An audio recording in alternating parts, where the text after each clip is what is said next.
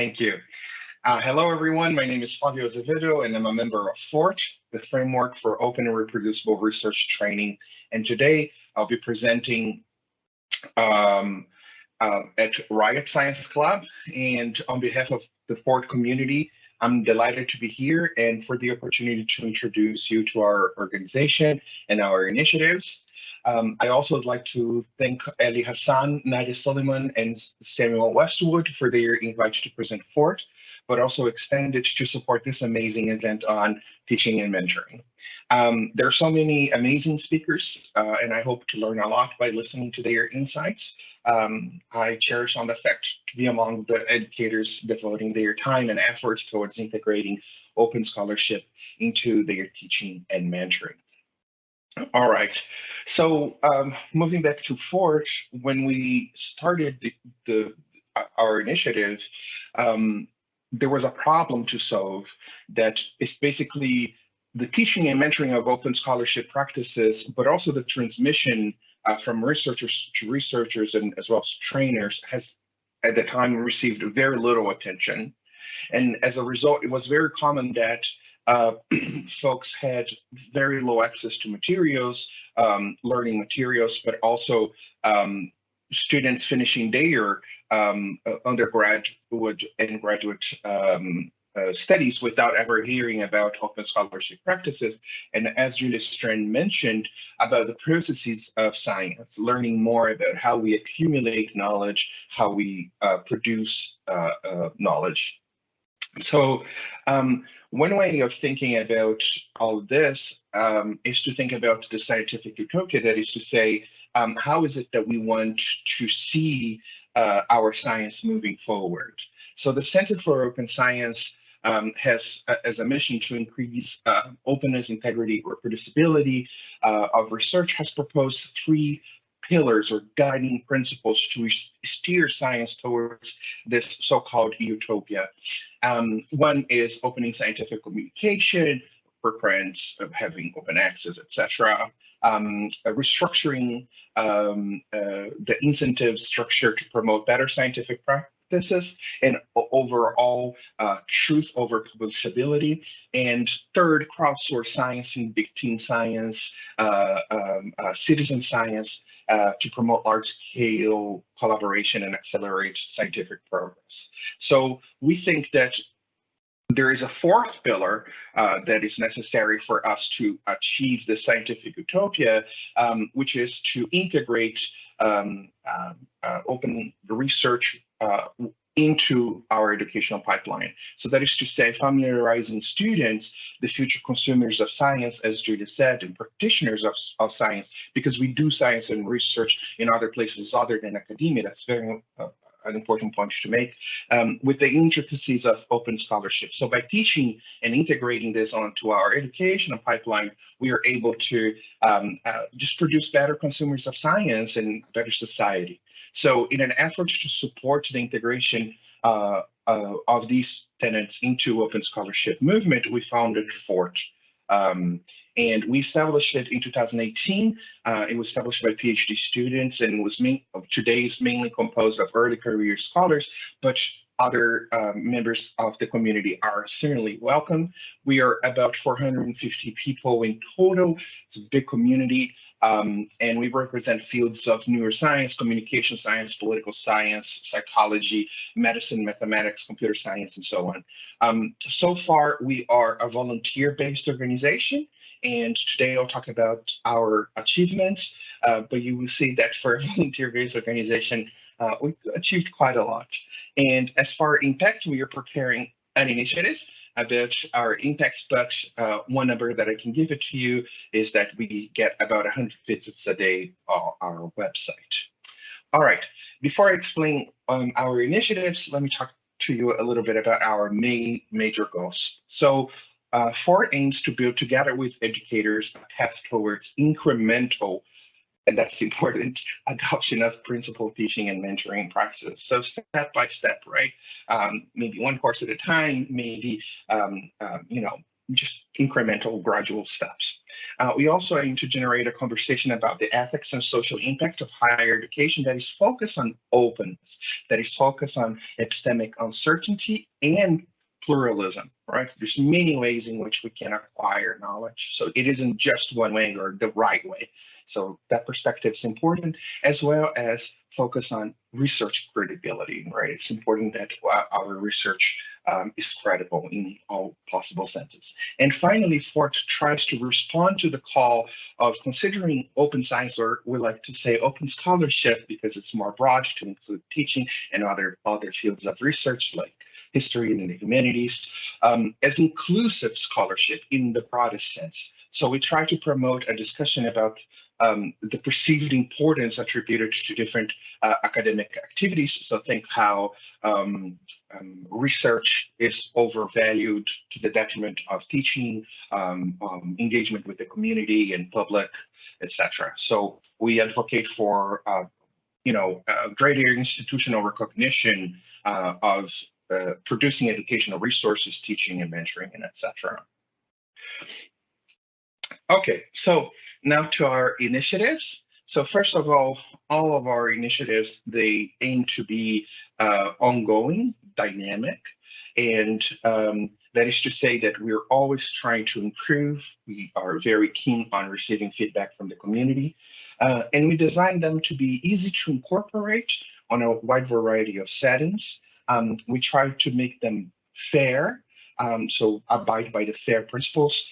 FAIR means findable, accessible, interoperable, and reusable. And also about the CARE principles, which relate more to the social justice side of things. We are also driving our resources to investigate some scientific questions, and we adopt a team science and citizen science model of team science. So of open scholarship, and I'll present now a few projects. So I'll start with 4 clusters, and essentially students of open scholarship or even educators, they need to make sense of the existing literature. And open scholarship crosses a lot of boundaries across several fields and even time. And to be informed of the complexity of this literature, it's often a tall task for most. So we sought to develop strategies that could mitigate the effects of competing academic interests on learning this literature.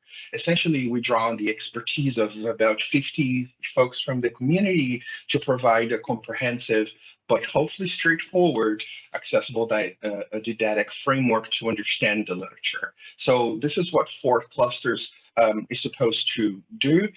Essentially, it's a comprehensive literature review guided by educational, pedagogical, and didactic considerations, right? So for example, in cluster number 1, and I'll show you all the clusters just in a second, but in cluster number 1, we talk about the history of reproducibility crisis and the credibility revolution. We also talk about exploratory and versus confirmatory analysis, their differences, what are the debates around these issues. We talk about questionable research practices and their prevalence. There's literature as well as on proposed improvements of initiatives that aim to increase knowledge about statistics, measurement, teaching, data sharing, code sharing, pre-registration, and replication. We also have a section to open debates, because there's always debates, right? Is replication the gold standard, for example? And as well as ethical considerations for these improved practices, which is often neglected into the debate. So this is what another FORRT cluster looks like, and you can see how this is displayed on the website, essentially a description of what it aims to do with different tabs with literature associated with it. This is what the 4 clusters look like, and essentially are 7 clusters that we try to summarize a lot of the literature, and this is consensus-based in the sense that the community comes together and often once every 6 months, we propose changes to it to the community. What are the things that we can increase? And as of late, we have worked a lot on academic life ethics and culture by introducing, for example, feminist thought and a lot of literature on the consequences of open scholarship for ethics, right? All right. Let's move to our second initiative, this FORRT glossary, perhaps as the most known project of our organization. So essentially, we thought that as scholars and educators are constantly updating their knowledge and vocabulary overall, especially in open scholarship, where we're developing language to tackle the issues that we identify. This glossary was devised to be a sort of an entry point for those wishing to learn about open scholarship. So it's an ongoing initiative, it's a dynamic initiative, and we aim to provide concise definitions of the most important, what we deem, the community deemed to be the most important open scholarship terminologies, as well as clarify terminologies. We didn't know going into this that there would be so many, terms being used across fields, the same words meaning different things like replication and reproducibility, but also external validity and many other words. Anyways, we wrote a paper about this. And since Sam Parsons led this effort, we got published in Nature Human Behavior, and we talk about these. Essentially, our community used our members as well as citizen science and a total of 112 contributors to, via consensus-based format, we arrived at about 250 open scholarship terms. So each term is presented in this form. One second. Sorry. All right, good. Each term is presented in this way. You can see a list of terms here on your left, and the definition, the related terms, and the draft, by whom the draft was devised. So essentially, we are very keen on having a network of related terms that are close together or closely associated, the references from which we drew to define the terminology, the term, as well as giving credit to the people who worked on this term. All right, moving forward, the next initiative that I'll present is called FORRT Summaries, and it was designed to help those wishing to get familiar or stay updated with the open scholarship literature in an easier way. Of course, summaries are not the full paper, and we don't claim that it is better to read summaries. It's just a way that we thought it would be, it would encumber those wishing to learn about what is out there and then go through the full text. So we produced about 200 summaries of academic articles related to open and reproducible science. And we have a special section under summaries for diversity, equity, accessibility, and inclusion, which we take particularly pride on. So there's it's similar to the glossary. There's several suggestions. We also put them in a network so they can look over. So if you're interested in diversity, for example, you can start at one and follow the suggestions, and you're going to end up in the same the place where you started, so you finish reading it. The next initiative that I'll talk about is the FORRT Lessons Plan. Basically, this idea is to support educators that wish to integrate open scholarship into their teaching. So we thought that there's a lot of standardization or uptake on this idea of sharing or teaching materials, and we started, we wanted to give the example and share explicit lesson plans that are very well thought out, that are research-based, that are evidence-based and very high quality, and hopefully that would lead other researchers to share their own materials, but also work on this idea together and with the community to produce more and more lesson plans, which ended up happening. We're very happy about this, that we have folks suggesting other lesson plans to us for us to work on, but they are also working on. And we soon will have, now we have 9 evidence-based lesson plans plus 60 plus activities, and soon we're going to update that. Maddie Conwell just conducted a SIPS hackathon on this, and we're very happy to inform that there will be several more coming soon. Another FORRT initiative that is, brings joy to us a lot is the Replications Reversals initiative, which is, replications are at the core of the open scholarship movement, and successful and failed replications are quite important in informing teaching and mentoring, as well as new research projects, right? So we're categorizing them, cataloging them, curating them towards having a database in which we can essentially present a lot of effects and their replications, their failed replications, and their reversals. So reversals, if you don't know what that is that whenever you have a replication and the effect size changes its sign. So if it was a positive relationship between A and B, the replication finds it a negative relationship. In any case, we have on several topics, we are including a lot more. So in total, we have about 250 entries, and this is how it's displayed on the website. Essentially, this is an effect, and you click on the statistics, and you're able to see what's the current status as per our opinion, but as well as all the references that try to replicate this, the effect sizes, and etc. So this is clearly designed to benefit teachers and educators that are trying to implement this into their teaching.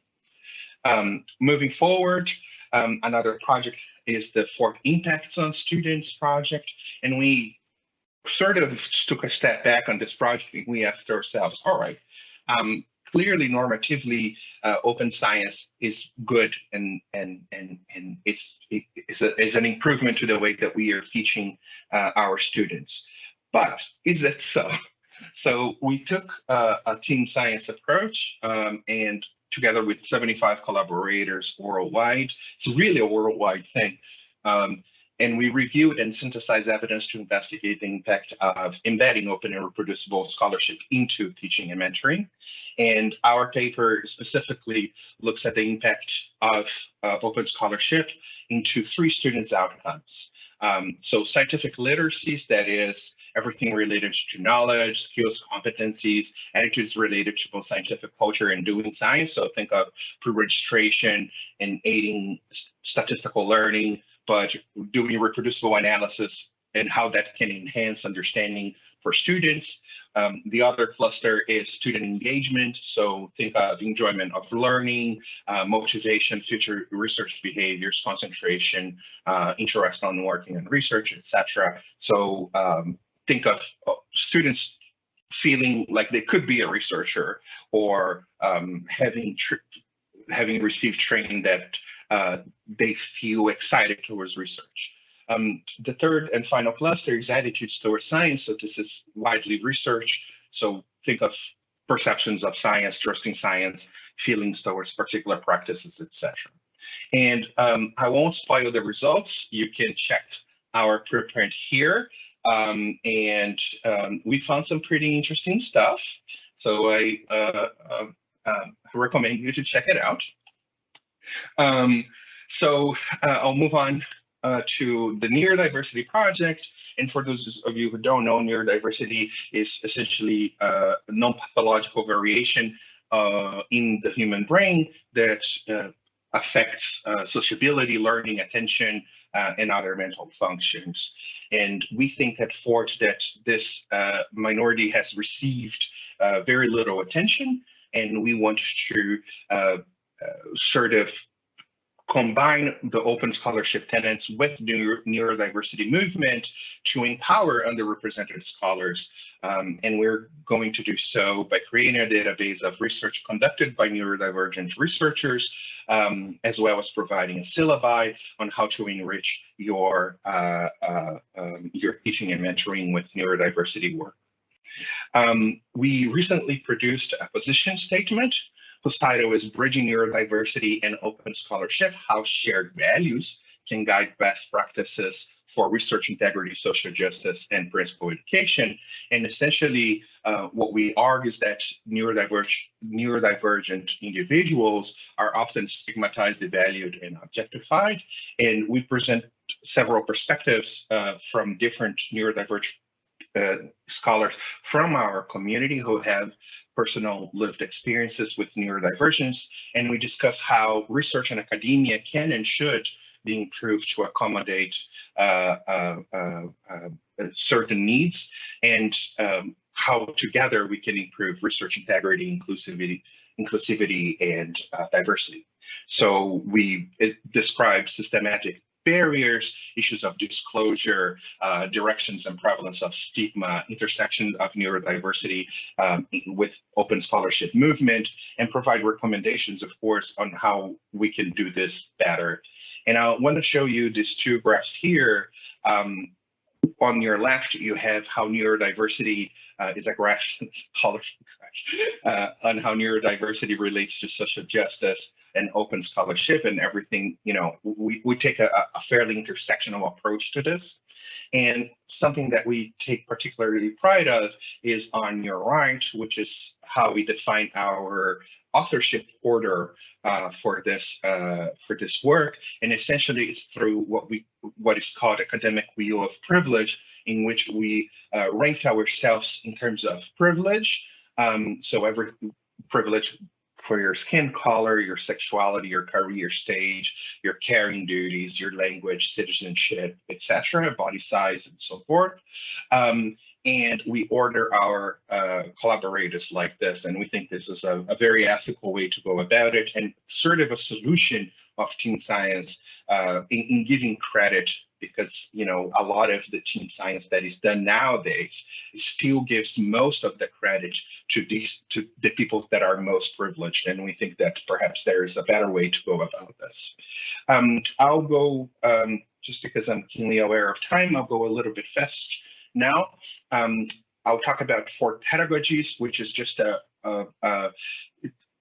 way that FORRT has to advocate towards incremental adoption of open scholarship into teaching and mentoring. And we are going to be featuring other educators, but we have one pedagogy ready with Julia Strand, our previous speaker,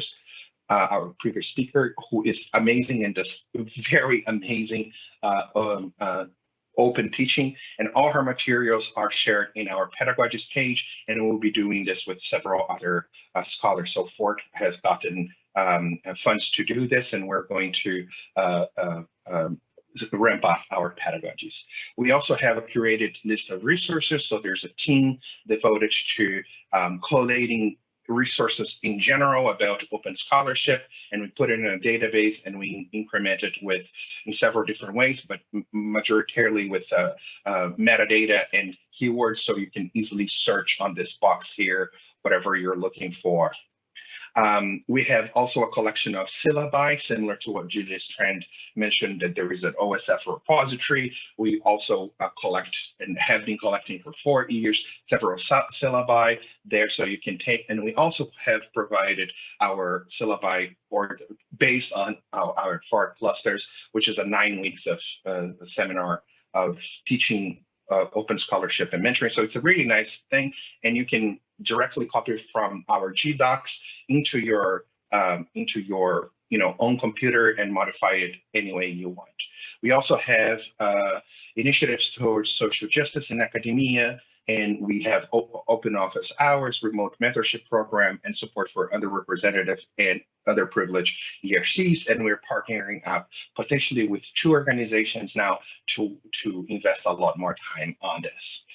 Finally, just the last slide is just how FORRT projects come to reality. Essentially, anyone at FORRT can propose new ideas. So this is done in one channel created at our Slack channel with that specific purpose called the Team Ideas. And if an idea is sound and approved by the community through feedbacks, it gets assigned to a project leader who will oversee the execution of this idea.